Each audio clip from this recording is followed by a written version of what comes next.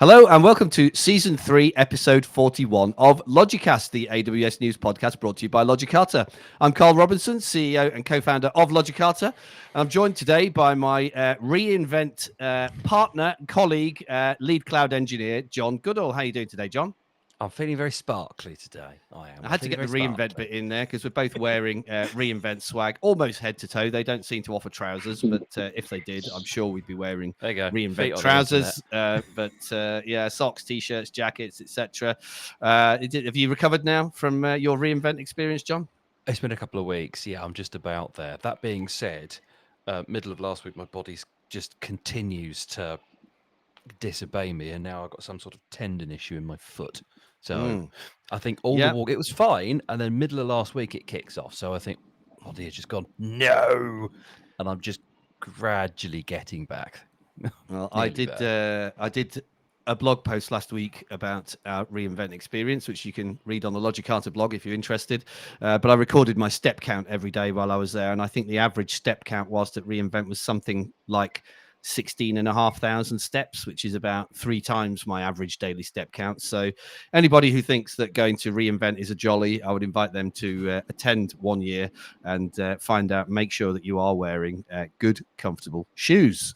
Anyway, today we are also joined for a second time by very special guest Abhishek Maurya, and you can see that Abhishek's been on the podcast before because he's proudly sporting his Logicata SuperCloud t-shirt. So it's always great to see that Logicata t-shirts have made it through the various mail systems to different parts of the world. So Abhishek, great to have you back. Tell us a bit about yourself, Abhishek. What do you do for a living, and what do you do in the AWS community? Yeah, great. Thank you for inviting me once again. It's been a great pleasure having and meeting you guys. Hello, everyone. I work as a senior cloud engineer at Orange Business. I take care the complete cloud infrastructure for one of our telecom client based in Europe, EU, and pretty much all over the world. And primarily work on the AWS infrastructure and have been like doing five. I have completed like 5 AWS certifications till the date, and I'm so looking forward to this talk. And last year, my average daily count at the event was 17,500. Just So you 1,000 did a more few than more you. than me then, yeah. So I Yes. don't know if that means you walked further or you've just got shorter legs. I've not met you in real life, so I don't know. But one of the That was a crazy thing at things, reInvent, wasn't it? yeah, yeah, there You're was, bigger than I thought. Oh, you're I taller in mean, real life. yeah, there's a yeah, number like of I people had we a met. session, yeah, I Sorry, go on, had like a Abhishek. session at Caesars Forum, and I really didn't know how to take a shuttler, so I went on walking all the Yeah, way from Venetian to the Caesars Forum, and it was just so Oh, much well, they're fun next to each other. They're not. That's not navigating. too bad. That's not too Right. bad. Try walking from Mandalay back to the Venetian. That I didn't do that. I looked at it and just went, no. yeah, I didn't put in my blog post, but I did sign up for a few sessions in Mandalay, and when I got there, I thought, no, I'm not going to bother with those. I did unreserve my seat, so I wasn't selfish. But yeah, when I realised just how long it was going to take to get from one property to another, I just thought, no, that's not I did really exactly that for when I me. had to get back from the MGM to the Venetian, and I took the shuttle, which is a coach, and it took 45 minutes on the coach. And just went, I'm not doing Mandalay. Just nah, and just sacked that right off. Well, it also takes about half an hour to get to the coach, and then another half an hour to get from the coach to wherever it is that you're going in the property. So it's yeah, you need to. I think it's tip for reInvent, if you are going to go to a session in another property, book several sessions in that property and just spend the day Yeah. there, really, because going back and forth is not really One venue per day. One venue per day. No more. Yeah, exactly. Right. Right. But as we were saying, yeah, we did bump into a number of community builders and former podcast guests for the first time, and it's really difficult to tell how tall or short people are when all you see is their head and shoulders on the screen. So there's a number of people that surprised me with their height. One of which was Stephen Sennett. The other one, I think, was Johannes Koch, who've both been on the podcast before, and we're both. I don't know why. I mean, I didn't assume they were short. I just didn't assume that they were quite as tall as they were. So Well, they're both sort of yeah, 6'2", 6'3", which yeah. in European is what's that, 190 odd centimeters, which is I also Mr. saw Sennett is a on. big man generally. He's a big lad. Did you see Dar Maria Petrashka's comment on the Stephen Sennett post. She met him and said, "Oh, you are big." So that was. I think that was people's reaction, but I think she said it out loud. Anyway, we are not here to talk about the relative Stephen Sennett's sizes of other community builders. Well, we are Heroes, here, both of those, but yeah, builders and heroes. Sorry, yeah. I think he was a builder when he came on the podcast. Yes. I don't know whether he grew when he became a hero or if he was always that height, but yeah, there we go. So we're not here to talk about the relative height of community builders and or heroes, ambassadors, or user group leaders. We are here to talk about AWS news, and of course, there's been an awful lot of that recently, with it being reInvent. And one thing I would comment this year is we've been doing this for a number of years now. In the past, I've always noticed a bit of a drought of news before reInvent because they save up the announcements for reInvent, and then a complete drought of news after reInvent because all of the announcements have been made. That has not happened this year. The announcements kept coming all the way up to reInvent. Then, of course, there were announcements all the way through reInvent.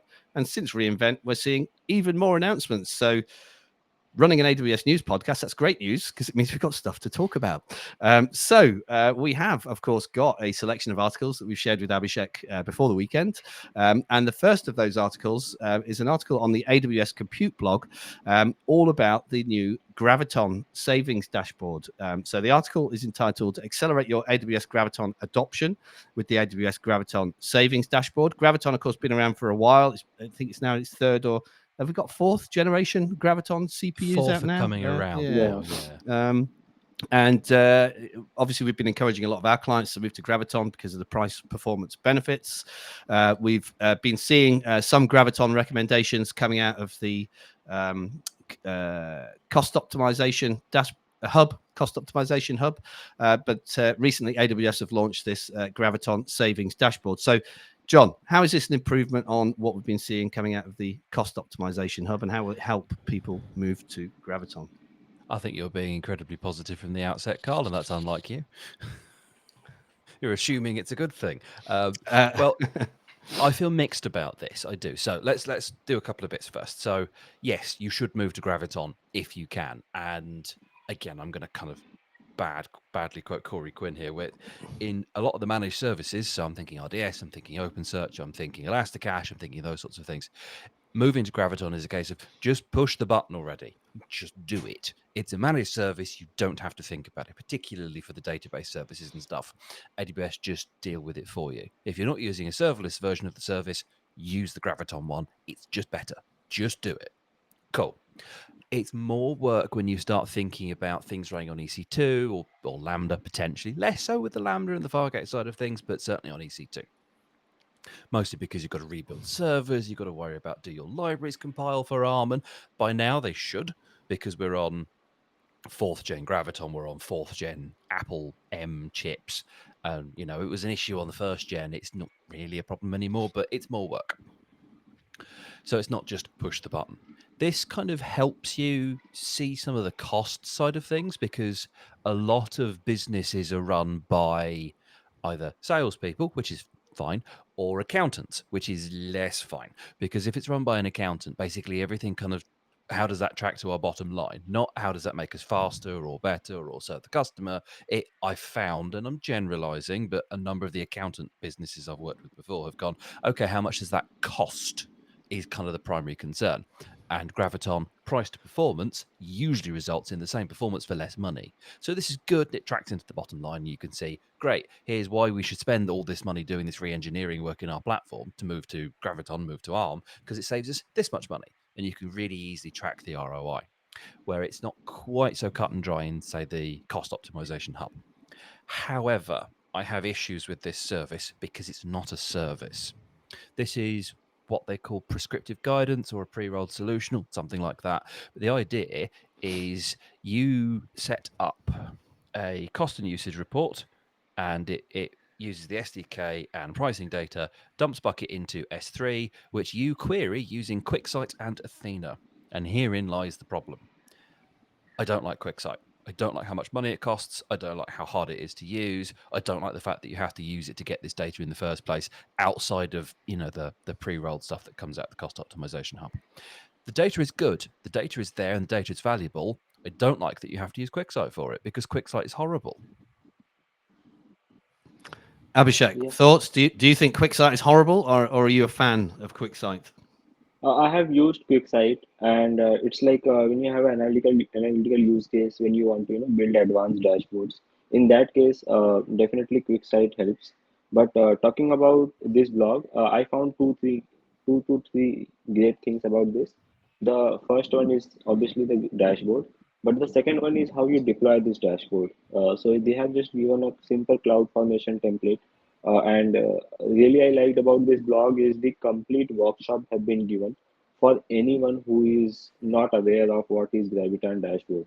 So they can just simply use cloud formation template to deploy this complete dashboard into their environment.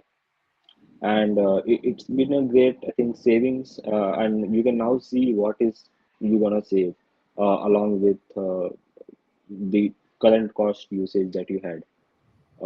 And if you are not onto Graviton, I highly recommend you to just simply turn on the compute optimizer in your EC2 instances to see Graviton as a recommendation based on the workload that you are using. So that will definitely help you save some cost. So is this giving any more than the users were able to get from the cost optimization hub, or is it just kind of consolidating the Graviton recommendations in one place? So Some and as per the some, blog, I think. Some and yeah, some. right.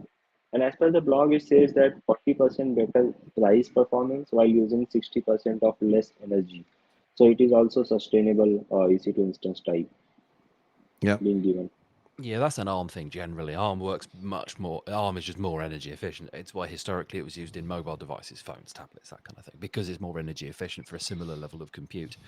I wouldn't worry massively about that. In terms of your direct question, Karl, is it giving more data than is available anyway? No, because it's reading a cost and usage report. So the cost and usage report, the data's there anyway. It's just presenting it in a more, let's say, Nice management idea. friendly kind of view.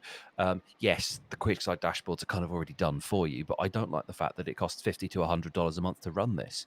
And for an Mm. enterprise whose spend is in the thousands, tens, millions, whatever, that's a drop in the bucket. Like, they're not. That's money down the back of the sofa to an enterprise. To a small and medium-sized business, $100 a month for a dashboard that you're going to go through the recommendations, go, oh, okay, cool. You're then going to have to want to get rid of this again because there's not spend that they're going to be able to carry. So again, I have issue with this. This should be, if you want to encourage people to go across to your new version of your platform, great. Don't charge people to get the data. And yeah, okay, the data's there, but maybe you're not charging them, but they have to pay someone to work this out for them, or they have to go and talk to a FinOps person, or they can come and talk to us potentially. But nobody works for free. Nobody works for free, and this isn't free either. And I have real issue with it. So it sounds like this much more targeted into the enterprise space, who are going to have much larger estates, and therefore such visualization is going to be more relevant. If you're an SMB, stick with the cost Right. optimization hub, where you can also find this data. Yeah, if you've got 3 EC2s, you don't need this. Right. Yeah. Cool. Okay. Well, on that note, let's move on to our second article for this week, which is on the InfoQ website. And this is all about AWS Transfer Family web apps, which are now offering simplified S3 data access through the browser. So, Abhishek, I'll come to you first on this one. What were your thoughts on this article? Yeah. So the first thoughts were, are they industry compliant? So yes, they have met all the security standards, SOC, PCI DSS, HIPAA compliance, pretty much all of that. The second part was, it is made for non-techies.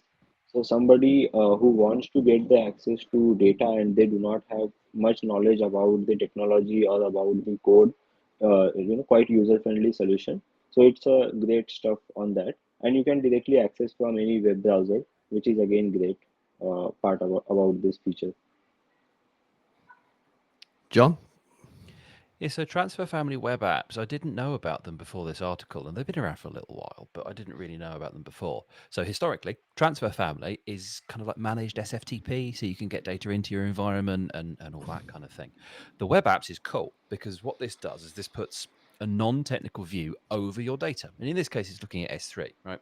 And this is something that we've hit before with I mean, in with some of our customers and in previous roles and that kind of thing, is there's some data in S3 that someone needs to get hold of. How do we do that? And historically, the answer was something really nasty. It was either someone has to have console access and then they can generate a pre-signed URL for you to use, which is horrible.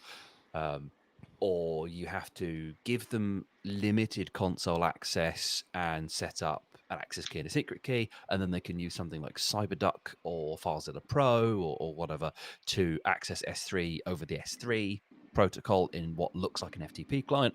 And then semi-recently, a few months ago, an Amplify project came along that kind of did what this does, and you hosted it yourself in Amplify, and it set a nice kind of web overlay over your S3 buckets plural, and you could kind of go in and you could download and upload and all that kind of thing. But that was an Amplify project. You had to deal with it yourself. It was kind of a beta, not production ready, yada yada yada yada yada. This is better because it's actually a managed service. It's fully hosted by AWS. S3 data access through the browser is something that people have been absolutely screaming out for a very long time. And it's nice that this, again, solves the problem. Good for non-techies, which is what we like. I don't know if it works with people without creds or not. I haven't looked into it in great detail, and I couldn't see that in the article. But given that I think it's probably going to interact with Identity Center in the same way that other apps do Right. in Identity Center. So you have an AWS account, but not necessarily a console account. So you have some credentials, but you can kind of restrict what people see. So this is a good solve for the problem, but it's not a complete solve because, again, there's still a use case for giving people that don't have full access to everything in your account access to just this one bucket. And I don't really want to have to sit and create credentials for you to just download one file. I don't know that problem is going to be solved, though, particularly. Obviously, this article was based on a blog post written by Jeff Barr, because the sample company here is Jeffco. Just wanted to take this opportunity to say that we did meet Jeff last week, and we got his exclusive AWS Builder card, which is a very powerful card in the AWS Builder cards game. If you're listening to the podcast, you won't be able to see that. I'm holding that up in front of the camera. If you're watching, you'll be able to see it. Very disappointed, though, when I met Jeff this year that his hair, I assume, was his natural color. It wasn't purple or blue or something like that. I think he stopped dyeing his hair crazy colors for reInvent. So. Anyway, on that note, let's move along to our third article for this week, which is an article on data center dynamics. The title is AWS launches data transfer terminals so users can drop off data to the cloud. So this is an interesting one. Typically the solution for this in the past has been the Snow family of products: Snowball, Snowmobile, yeah, which has been discontinued.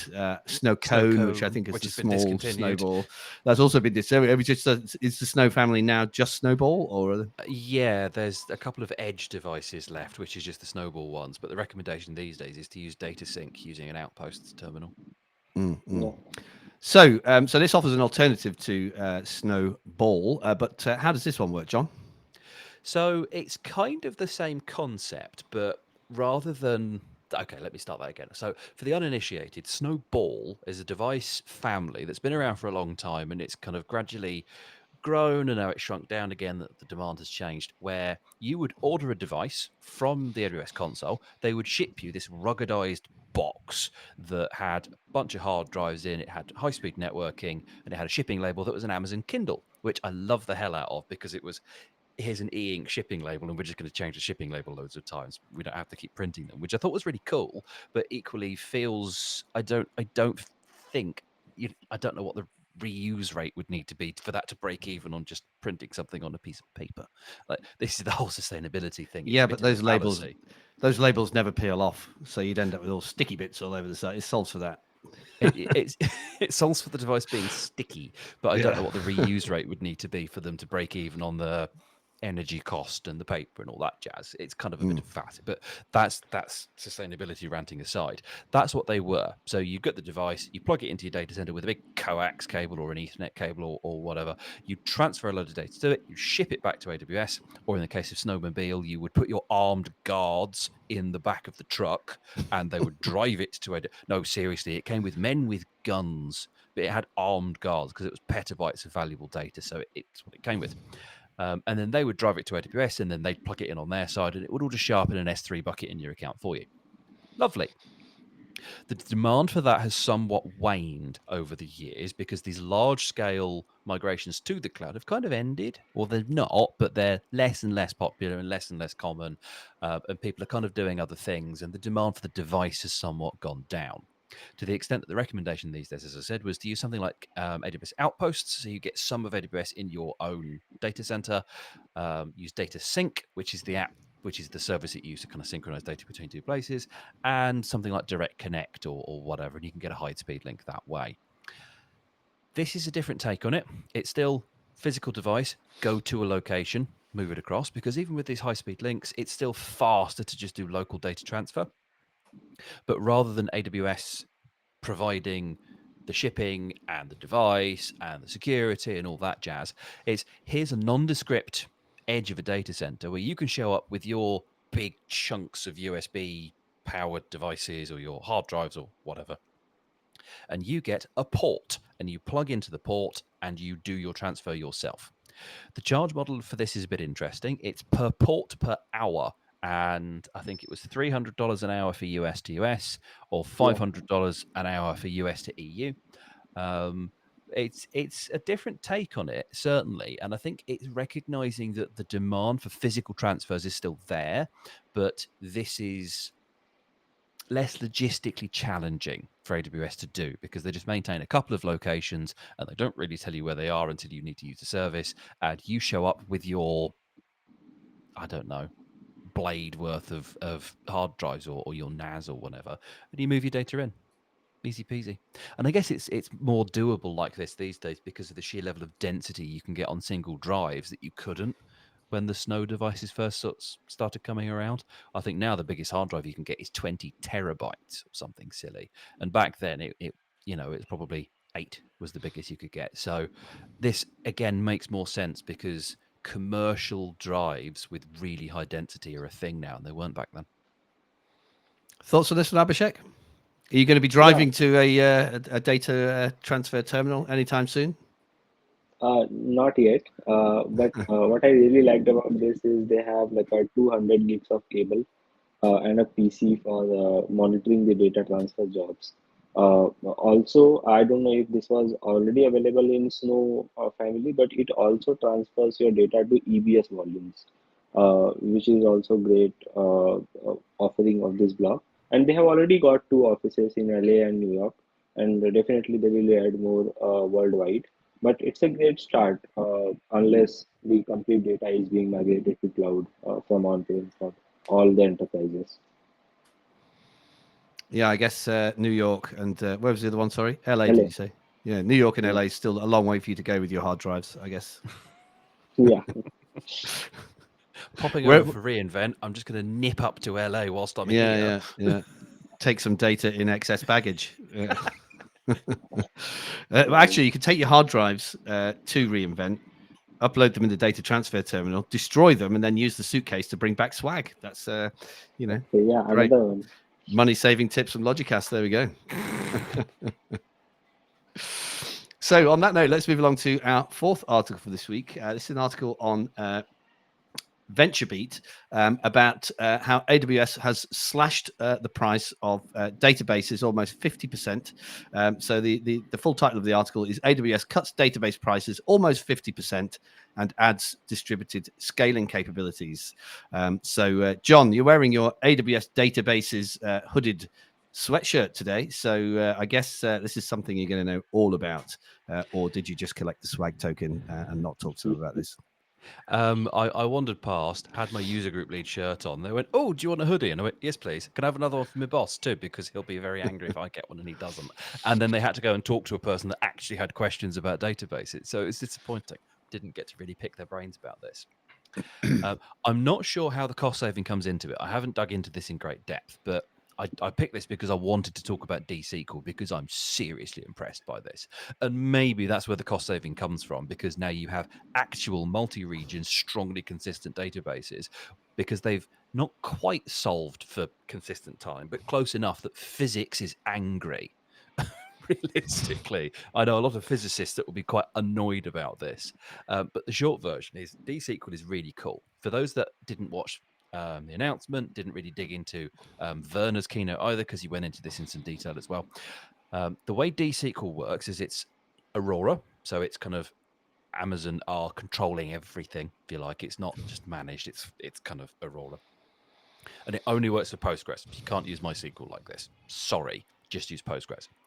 They have managed to get strong consistency across regions by solving consistent time across the regions down to, I think, the millisecond level using atomic clocks and satellites, which is what? And you don't even have to, there's not really any extra charge for this because it's baked into the run cost of Aurora D-SQL. Okay, it will cost you more than just regular old Aurora. Fine.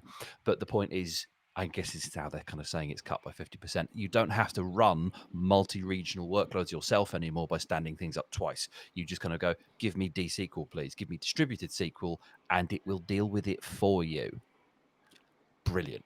Love that so much. And in the process, they've also fixed strong concurrency on DynamoDB. Global tables is the version of that. So again, that's now strongly consistent. Using the same kind of physics witchcraft is the only way I can describe how they've done this, because I really I did physics in sixth form in college. I was like 17 or whatever, and I don't understand how they've done this. I have a rudimentary understanding of atomic clocks and kind of transfer times and all the rest of it, and I don't know how they've done this. They have walked up to physics and punched it in the face, as far as I can work out, because it's now just doing things it wasn't doing before. This is incredibly cool. Yeah, a lot of people I spoke to at reInvent. Actually, we did interview a lot of community builders at reInvent. We're going to be publishing those interviews online very soon. But this was a standout. People who highlighted specific service announcements. D-SQL is the one that came up time and time again. So, what are your thoughts on D-SQL, Abhishek? Are you as excited about it as John and all the other community builders that I've spoken to? Yeah, definitely. As one of my in my current role, one of my job is to do the cost optimization, and I think this slashing the prices by 50% is definitely gonna help for DynamoDB. But also they have added a lot of capabilities with the distributed databases you guys talked about. The multi-regional capability that they have, which is kind of a synchronous data transfer between two regions of AWS, is just great because all the big players in the market like Google, Microsoft, CockroachDB, Gigabyte, Kilobyte, all of them already had this offering, and AWS was behind the wall. Now they are onto the front, and I'm hoping the best for them. Already, I can see the NFL has been using this for their GenAI powered applications, but a lot of organizations and enterprises are going to use this for the bigger databases that they have in the industry. Yep, great to see such a high-profile case study using this already. And I think they claimed in the launch announcement that it's was it 4 times faster than Google Cloud Something like Spanner? That, yeah. They ran a whole load of benchmarks and workloads, and obviously those are tailored. I don't know how much I believe those, but yes. I've just double checked in the article what the price cut that the article is specifically talking about is on-demand pricing for DynamoDB has been cut by nearly 50%, which, okay, that's not that big of an announcement. It's nice that they've done it, but DynamoDB on-demand pricing is pretty cheap to start with. So unless you're really, really using it, you're not going to really see the benefits of that one. Bit of a headline. Clickbaity type. Yeah, it's one of those things. You know what they say is lies, damn lies, and statistics. This is a statistic that's been able to go 50% on a service that costs you fractions of a penny anyway. Okay. Yeah. Still, it's all good, as Abhishek said. Anything that can help to drive down the cost is always welcomed. So on that note, let's move along to our final article for this week, which is an article on the register. Do love a register headline. This is not one of their better ones, I have to say, but I do love the comedy headlines. I see an LReg article. I pick an LReg article. They're always good. I actually think the subheading is better on this. So I'm going to read both the heading and the subheading. But there's been a lot of noise in the press about this in the last week across all the different news outlets. about some stolen AWS credentials that have been made available via a misconfigured S3 bucket. So the title of the article on the register is Crooks stole AWS credentials from misconfigured sites, then kept them in open S3 bucket. And the subheading is Shiny Hunters linked heist thought to have been ongoing since March. John, is this something we should be concerned about? No more than any other. You've left your creds in a bucket. Sorry. The funny thing about this one for me, yes, okay, shiny hunters, all attacks and cracks and hacks and all the rest of it have got silly names. I mean, anything in tech has a silly name, for crying out loud. They just do. But this one's just funny because You better watch your T-shirt. I Watch know, your T-shirt. shiny. If the shiny hunters are out there, they might find it. And A shiny is something that comes from like Pokemon do shiny versions of things. It's a specific thing that's worth more. Builder cards have done shinies. The David card is a shiny card. They call it a holographic, but it's a shiny. It's a thing that you can have a non-shiny and a shiny, and it's worth more. So they've gone for the. There you go. There's your shiny. I've got two of them. I've only got one. I've only got one Jeff Barr card though. But no, I'm not massively concerned about this any more than I would be any other kind of leaky bucket. And that's what this is. What's funny about this is they've taken credentials from misconfigured sites and then they put them in an open S3 bucket themselves. Okay, so they're doing exactly the same thing that they've caught people doing, which is just funny. There's a bit of irony there, I guess. Deliberate. I don't know. Are they? I didn't really read into this in enormous detail. I don't know if they were trying to sell the credentials or they just kind of had them and were exploiting them themselves, or kind of what the deal was. But if you're trying to sell the misconfigured, the creds that you've found, okay, yes, someone else could go and find them in the same place, but you take your kind of best efforts to make sure that you're the only person selling these things. And I'm not. If any censorship type people are listening, I'm not giving advice to crims. Honest, I love the word crim, but yeah, it just smacks a little bit of amateurism here, I think. Crim, of course, being short for criminal, in case anybody wonders what on earth John is on about. Oh, God, trying to explain rhyming slang, but that was fun. Let's not go down that route because you know where that's going to end up. So we'll come to Abhishek for his comments on this particular article about the stolen credentials. What are your thoughts on this one, Abhishek? Yeah, I think like if you are a company who has already been credentials stored into S3 bucket, they have a dedicated machine learning service for this called AWS Messi, which can detect your data and sensitive information PII using machine learning and pattern matching. So if you are a company who has already done this, use AWS Messi. And talking about the bucket leak that happens. I think companies can distribute this data by creating separate account for the buckets that are public. So if your bucket is kind of hosting the website and using S3 for static website hosting, you should have a different account altogether. And the account which you have sensitive data, you should perform kind of a account level public blog access, where you can just directly block your complete account and nobody can access. And even if you want somebody to access, just provide them the bucket policies. They are just great for you to secure your data. But now I read this article and they said the social media credentials are also with them. So to all the ones who are listening to this, definitely change your Slack passwords, all of the Facebook, Instagram stuff every 2 to 3 months, and try to keep a strong password with a lot of the uppercase, lowercase, number, special character, and minimum 14 to 15 characters. So I think that was a great article, and they have mentioned a lot of details on how this leak got happened and this shiny hackers got into the data. I'm not Strong gonna passwords. I'm not going to get into why password management and rotations and strong passwords is useless. I'm not going to get into that, but it's fundamentally pointless. The point, however, about if you need to have open buckets, put them in a different account. That's a very good one. That's a very good one because the default these days is no across the whole account. So if you do need to violate that for one reason or another, put it in another account. That's a very good point. Right. multi-factor authentication, of course, is the other point on this, that somebody having your password without multi-factor authentication is pretty useless. Multi-factor authentication, in fact, did save me when I was phished earlier this year. I'm not too proud this year, or was it last year? It was this year, I think. I was phished earlier this year by a reasonably clever phishing scam that got me to enter my Microsoft credentials into a rather dodgy looking Russian website. But I won't go into the full details of how that occurred. But it was a relatively sophisticated approach to get me to do that. But of course, because I had multi-factor authentication enabled, the username and password was of no use to anybody at that point. So we just saw a few failed login attempts, and that was that. But anyway, on that note, we have reached the end of our time for season 3, episode 41 of Logicast, and I think that means we've also reached the end of season 3, because the holiday season is rapidly approaching. We have no more recordings booked in for this year, so Abhishek, you have the dubious honor of being our final guest for season 3 in 2024. He's got his reactions on, so nice.